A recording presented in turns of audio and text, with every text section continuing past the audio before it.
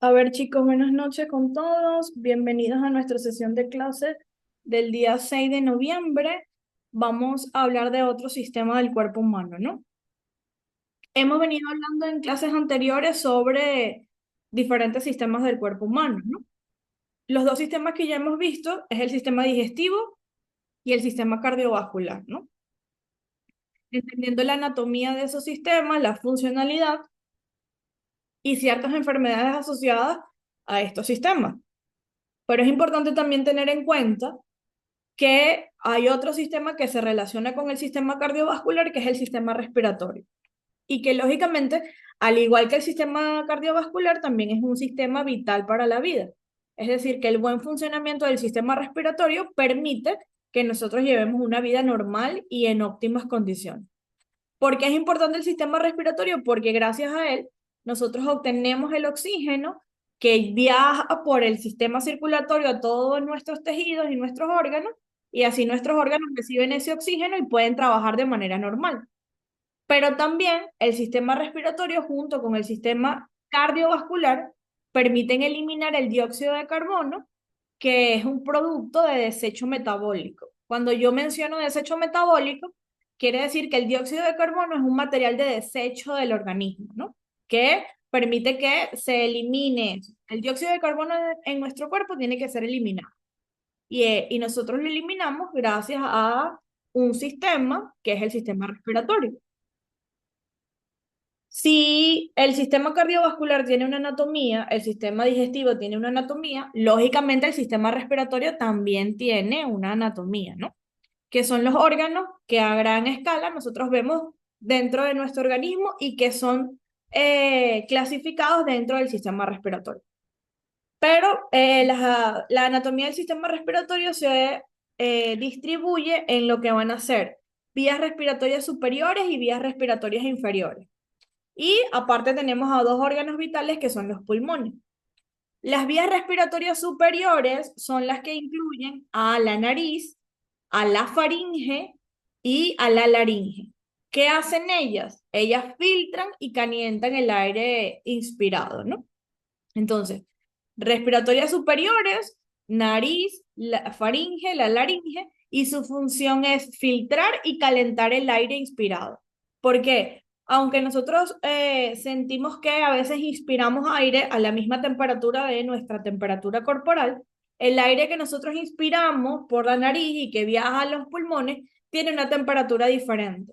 Y es gracias a las fosas nasales, a la cantidad de vasos sanguíneos que se ubican en ella, que esos vasos sanguíneos permiten el calentar y humedecer el aire inspirado y que él pueda ingresar a nuestro organismo en las características óptimas para evitar cualquier daño, ¿no? Así como hay vías respiratorias superiores, también hay vías respiratorias inferiores, que son vías respiratorias que se encuentran más profundamente dentro del cuerpo humano. ¿Como quién? Primero encontramos a la tráquea, que la tráquea es una estructura tubular que se va a conectar con los pulmones. Y esa tráquea se continúa internamente con el pulmón con unas estructuras denominadas bronquios y por último alvéolos. Siendo los alvéolos las estructuras dentro del sistema respiratorio que permiten el intercambio de gases, ¿no? Es decir, en los alvéolos pulmonares es el punto específico dentro de las vías respiratorias donde ocurre el intercambio gaseoso. Además de las vías respiratorias inferiores, el sistema respiratorio tiene dos órganos fundamentales que todos nosotros conocemos, que son los pulmones, ¿no? Los pulmones son dos órganos que se ubican dentro de la cavidad torácica y son dos órganos de tamaño considerable, esponjosos, y en el interior de los pulmones es donde ocurre el intercambio gaseoso. Entonces se puede resumir que el sistema respiratorio consta de dos pulmones, de la tráquea con los bronquios y los alvéolos, que también encontramos a la nariz, a la faringe y a la laringe, que cumplen funciones importantes dentro de lo que es el proceso de acondicionamiento del aire para que puedan llegar hasta los pulmones y se pueda dar el intercambio gaseoso. Perfecto. Así como los demás sistemas tienen una función específica, ¿no? El sistema respiratorio también tiene funciones. Y como ya mencioné, lógicamente el sistema respiratorio permite que ingresen gases a nuestro cuerpo como oxígeno, pero también permite que salga de nuestro cuerpo el dióxido de carbono, ¿no? Entonces nosotros inhalamos oxígeno y exhalamos dióxido de carbono. Esto lo hace mediante un mecanismo que se llama intercambio de gases. El intercambio de gases, ¿qué es? Es cuando el oxígeno inspirado pasa a la sangre, circula por nuestro organismo, llega a los tejidos, oxigena a los tejidos y el dióxido de carbono generado en los tejidos también viaja por la sangre, pero hacia los pulmones y es eliminado en los procesos de expiración hacia el exterior. Entonces, ¿en qué consiste el intercambio gaseoso? En inhalar oxígeno y exhalar dióxido de carbono. Yo inhalo oxígeno, el oxígeno pasa a la sangre, llega a los órganos vitales, en los órganos se genera el dióxido de carbono, pasa a la sangre y va a los pulmones para ser exhalado al exterior. Lógicamente, este aire que se inhala tiene que atravesar un proceso que se llama filtración del aire. Como ya les mencioné, la filtración del aire ocurre en las vías respiratorias superiores, porque dentro de la nariz, si nosotros revisamos la nariz cuando estamos viéndonos en el espejo, nosotros tenemos ciertos vellitos dentro de la nariz, así como otras estructuras. Esas estructuras internas de la nariz permiten atrapar partículas extrañas o microorganismos y, ellos impiden que esos microorganismos avancen al interior de las vías respiratorias para que puedan causar, para evitar así que el ser humano padezca alguna enfermedad. Entonces las vías respiratorias filtran el aire gracias a que dentro de ellas, específicamente dentro de la cavidad nasal, ¿no? Existen unas estructuras que atrapan partículas miniaturas como polvo, polen, microorganismos, que si penetran dentro del sistema respiratorio pueden causar gripe, pueden causar infecciones dentro de los pulmones y así sucesivamente. Otra función del aparato respiratorio es lógicamente la fonación, ¿no? ¿Por qué la fonación? Porque gracias al aparato respiratorio y gracias a una estructura que es la laringe, donde se encuentran las cuerdas vocales, nosotros podemos emitir sonido. Y gracias a la boca y a las estructuras que se encuentran dentro de la cavidad bucal, esos sonidos emitidos por la laringe son moldeados y se emiten lo que van a ser las palabras y nosotros podemos conversar y así sucesivamente. Pero ¿qué órgano del sistema respiratorio interviene directamente en el proceso de fonación, que es la emisión de sonidos? Es la laringe. Entonces, muy atentos con eso. Es importante recordar que dentro de las vías respiratorias existe un órgano que permite generar sonido y que lógicamente es lo que nos permite hablar a nosotros. Ese órgano es la laringe. Y dentro de la laringe se encuentran las cuerdas vocales que permiten ese proceso de generar sonidos y de hablar, ¿no? Que es el proceso conocido como fonación. Y también hay otra función dentro del aparato respiratorio que es la regulación del pH. Eso quizás es algo nuevo para ustedes, ¿no? El pH es una escala de acidez y de basicidad, es decir, que el sistema respiratorio ayuda a mantener el equilibrio ácido-base del cuerpo. Este equilibrio siempre tiene que estar, lógicamente, en equilibrio, valga la redundancia, porque si hay muchos ácidos, puede causarse una enfermedad, y si hay muchas estructuras básicas, también puede causarse una enfermedad. Entonces, cada vez que nosotros respiramos, se están eliminando estructuras que mantienen ese equilibrio ácido básico para mantener el correcto funcionamiento de nuestro cuerpo. Entonces, fíjense cómo el sistema respiratorio tiene funciones bien importantes dentro del mantenimiento del equilibrio corporal. Cuando yo hablo del mantenimiento del equilibrio corporal, hago referencia a qué? A que el sistema respiratorio cumple con funciones específicas, al igual que los demás sistemas, para mantener un estado de salud óptimo para el ser humano. Cuando por cualquier motivo alguna de estas funciones se ve afectada, entonces nosotros entramos en un proceso de enfermedad, ya sea por el aparato respiratorio, por el aparato digestivo, por el aparato circulatorio, ¿no? pero cada sistema tiene que funcionar de manera óptima para que el cuerpo humano tenga un estado de salud óptimo, ¿no? Buenas noches con todos los que están escribiendo por el chat. Ya estamos grabando la clase, estamos hablando sobre el sistema respiratorio. Cualquier pregunta que tengan me pueden escribir o al final de la clase me hacen las preguntas, ¿no? A ver, el sistema respiratorio entonces tiene órganos importantes, tiene funciones específicas y también dentro del sistema respiratorio se tiene que cumplir con un proceso de respiración. El proceso de respiración ya nosotros lo conocemos, ¿no? Número uno, nosotros inspiramos el aire, ¿no? Inspiramos es cuando inhalamos el aire. Y dentro de ese proceso de inspiración intervienen varios órganos. ¿Qué órganos intervienen en ese proceso de respiración? Como número uno, tenemos a un órgano que es un músculo, que es el diafragma, que él se encuentra en la base de la cavidad torácica, y ese músculo, denominado diafragma, al contraerse, eleva nuestro tórax y hace que el tórax se expanda, ¿no? Se expanda, es decir, se hace más grande. ¿Por qué se hace más grande? Para que se pueda llenar de aire, ¿no? Si quieren, hacemos el ejercicio ahorita en casa. Inspiramos, respiramos, inhalamos aire fuerte por la nariz, nuestro tórax se expande, se crea una presión dentro de la cavidad torácica, que obviamente es lo que permite que se succione el aire a través de la nariz.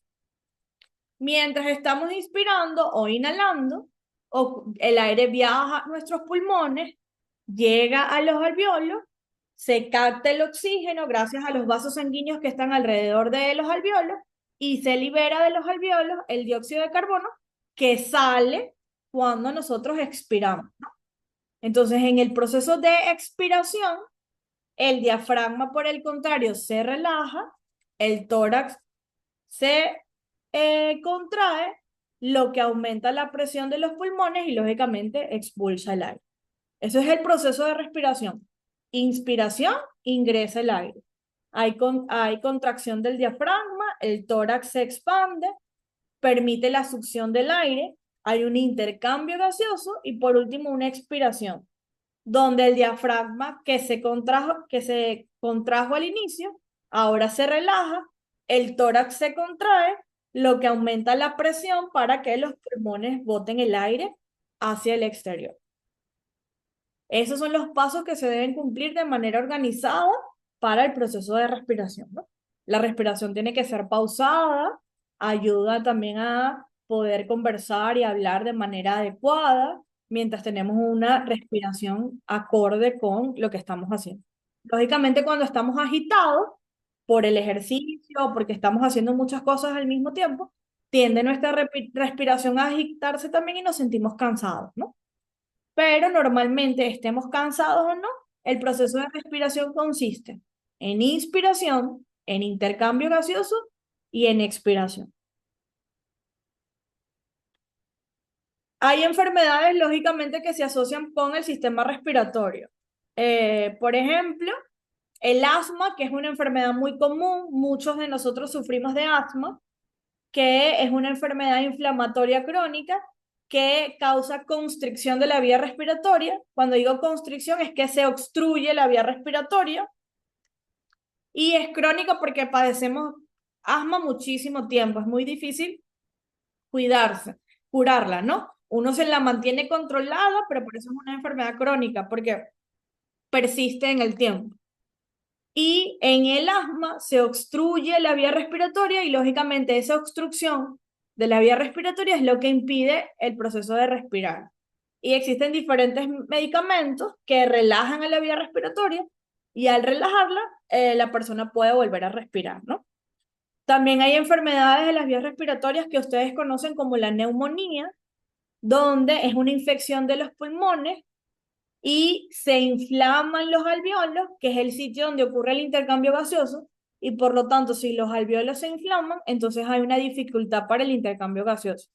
Por eso en las neumonías a veces sentimos que nos falta el aire, tenemos exceso de tos, porque los alvéolos se colapsan y no se está ocurriendo el intercambio gaseoso de manera adecuada. También hay otra enfermedad que es el EPOC, que es la enfermedad pulmonar obstructiva crónica. Eso significa EPOC, ¿no? Enfermedad pulmonar obstructiva crónica, que afecta los bronquios y reduce el flujo de aire. El EPOC es ocasionado por inhalar cigarrillos, ¿no? Las personas que tienen el hábito de fumar, por lo general, sufren de EPOC. Pero no solamente la persona que fuma. La persona que está al lado de una persona que fuma puede llegar también a sufrir EPOC por la inhalación consecutivamente del humo del tabaco, así yo no sea el que lo esté fumando directamente, porque es un fumador pasivo, ¿no? Entonces hay que tener mucha atención por eso. El EPOC no solamente lo puede sufrir la persona que fuma directamente, sino las personas que acompañan a las personas que inhalan, normalmente tienen el hábito de fumar. Y hay enfermedades también como la tuberculosis, que es una enfermedad infecciosa causada por una bacteria que afecta los pulmones, afecta principalmente los pulmones. Fíjense que la neumonía que yo les mencioné, que afecta a los alvéolos, puede haber neumonías bacterianas, neumonías virales, bacteriana cuando es causada por una bacteria, viral cuando es causada por un virus, y la tuberculosis sí es causada específicamente por una bacteria específica, ¿no? Entonces, esas son algunas enfermedades dentro de lo que es el sistema respiratorio. Describiendo estas enfermedades de una manera un poquito más específica, las personas que sufren asma, ¿verdad? Tienen síntomas como que cuando nos dan los ataques de asma, uno de los síntomas principales es una tos excesiva. Sibilaciones es cuando respiramos, escuchamos ciertos sonidos dentro de la vía respiratoria, ¿no? Como que si la vía respiratoria emitiera un sonido bastante agudo. La persona con asma siente una opresión del pecho y lógicamente todos estos síntomas dificultan lo que es el proceso de respiración. Se respira de una manera muy difícil, uno siente obstruida la vía respiratoria.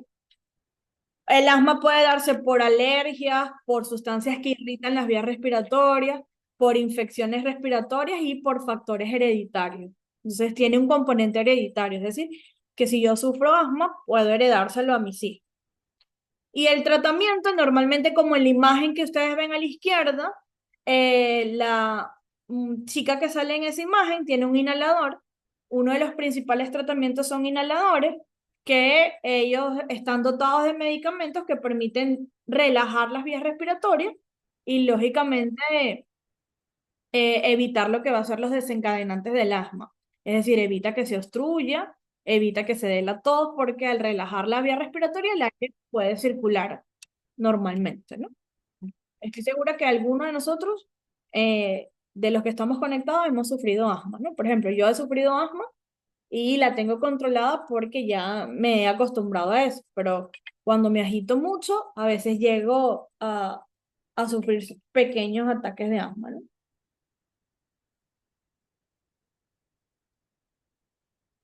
A ver, vamos a seguir con la otra enfermedad. El EPOC, que es la enfermedad pulmonar obstructiva crónica, tiene síntomas como, primero, la tos crónica, ¿no? Que es una tos persistente en el tiempo. La persona pasa años tosiendo, eso es consecuencia de la irritación de las vías respiratorias. La mayoría de las personas que fuman sufren de tos recurrente, ¿no? Sibilaciones, igual que el asma, que son esos sonidos que se escuchan dentro de la cavidad torácica, y falta de aliento y dificultad para respirar. Causas, principalmente el tabaquismo, la exposición a irritantes y factores hereditarios, pero hoy en día una de las principales causas del EPOC es el tabaquismo, que ha aumentado en el último tiempo.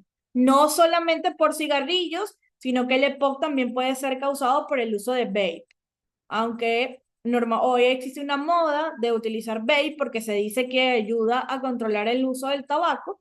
También el vape puede causar enfermedad pulmonar obstructiva crónica, ¿no? Y el tratamiento, por lo general, el tratamiento de esta enfermedad es dejar de fumar y, lógicamente, medicamentos para aliviar los síntomas y, en algunos casos más complicados, o suministrar oxígeno suplementario mediante mascarillas de oxígeno con bombonas de oxígeno en casa, ¿no? Entonces, fíjense que de avanzar la enfermedad pulmonar obstructiva crónica, puede llegarse a necesitar oxígeno suplementario e incluso esto puede avanzar hasta llegar a padecer cáncer, ¿no? Entonces es una enfermedad que tenemos que tener muy en cuenta. También hay neumonía, que ya les mencioné que la neumonía puede ser bacteriana, que es una de las causas más comunes de neumonía, sobre todo en las personas adultas. También hay infecciones que causan neumonía a consecuencia de virus. Al contrario de la bacteriana, la viral afecta más que todo a los niños y personas que tienen el sistema inmunológico débil, ¿no? Por ejemplo, no he tomado suficientes vitaminas, me enfermo recurrentemente. Son personas que tienen el sistema inmunológico débil y son más propensas a sufrir una eh, neumonía viral, ¿no? Y una infección fúngica es una infección causada por hongos. Entonces, la neumonía también puede ser causada por hongos. Y más que todas las neumonías causadas por hongos se dan en personas con el sistema inmunitario súper debilitado. En muchos casos, personas que sufren el virus de VIH llegan a contagiar este tipo, llegan a contraer este tipo de neumonías fúngicas. Y esto más que todo es porque el sistema inmunológico de esas personas está muy débil y tienen mayor probabilidad de contagiarse de este tipo de enfermedades, sobre todo de neumonía fúngica. Sin embargo, si la enfermedad, si el VIH es controlado, asisto al médico normalmente, con regularidad, y mantengo un sistema inmunológico alto, es poco probable que suframos alguna de estas enfermedades en el caso de las personas que tienen VIH, ¿no? Que quizás son las personas que tienen mayor probabilidad de esto porque el sistema inmunológico se afecta bastante, ¿no? Y la tuberculosis es una enfermedad que, como ya les dije, causada por una bacteria, eh, se transmite por las vías aéreas, por la tos, por gotitas de saliva y también por tener contacto con las secreciones nasales de esos pacientes con tuberculosis. Si tenemos contacto con ella, podemos contraer esta enfermedad. Los síntomas son similares a los otros de enfermedades de la vía respiratoria. Número uno, una tos persistente, fiebre, pérdida de peso excesiva, llegan a tener sudoraciones nocturnas, podemos ver que estamos en la noche, no hay una temperatura elevada y la persona está sudando. En la mayoría de los casos ese es un síntoma importante de la tuberculosis y a veces también se presenta con dolor en el pecho. El tratamiento para la tuberculosis es medicamentos basados en antibióticos que se deben tomar durante un periodo de meses específicos y esto tiene que ser recetado estrictamente por el médico. Ninguna persona tiene que automedicarse en el caso de sospechar de una tuberculosis. Esto tiene que ser eh, tratado por el médico y tiene ciertas restricciones porque es una enfermedad bastante complicada, ¿no? La prevención y el tratamiento de estas enfermedades, bueno, las medidas preventivas, hay enfermedades de las vías respiratorias que se pueden prevenir mediante vacunas. También normalmente hay que tener una higiene de manos importantes, ¿verdad? Como cuando estábamos en la pandemia con el COVID, que una de las cosas más importantes era lavarnos las manos para evitar que de nuestras manos hubiese algún resto de material que permitiese el contacto. Lógicamente, evitar el contacto con personas enfermas y en el caso de las personas que fuman, dejar de fumar para evitar sufrir alguna de estas enfermedades en las vías respiratorias. El tratamiento, lógicamente, depende de la enfermedad. Ya se dieron cuenta que el asma no se trata igual que la tuberculosis. Entonces, el tratamiento va a depender de la enfermedad respiratoria que tengamos. Pero siempre se tiene que tomar medicamentos, se hacen terapias respiratorias y en los casos más complicados se necesita tener terapias de oxígeno suplementarias, ¿no? Obtener oxígeno de manera específica mediante una bombona de oxígeno y con una mascarilla de oxígeno. Y es súper importante que todas las enfermedades de las vías respiratorias, no solamente del sistema respiratorio, sino también del sistema digestivo y sistema cardiovascular, hay que asistir a consulta médica porque es el médico la única persona que nos va a dar un diagnóstico acertado de lo que estamos padeciendo, ¿no? Ya que ninguno de nosotros nos podemos automedicar. Y asistir al médico, lógicamente, cuando uno tenga alguno de los síntomas que ya mencionamos o está sospechando de una enfermedad respiratoria, ¿no? Bien, Hasta allí vamos a avanzar en la clase del día de hoy, hasta la prevención y el tratamiento de las enfermedades, ¿no? Enfermedades respiratorias. Tener en cuenta que estas enfermedades varían de acuerdo, este tratamiento varía de acuerdo a la enfermedad y que son varias enfermedades respiratorias que se pueden presentar, ¿no?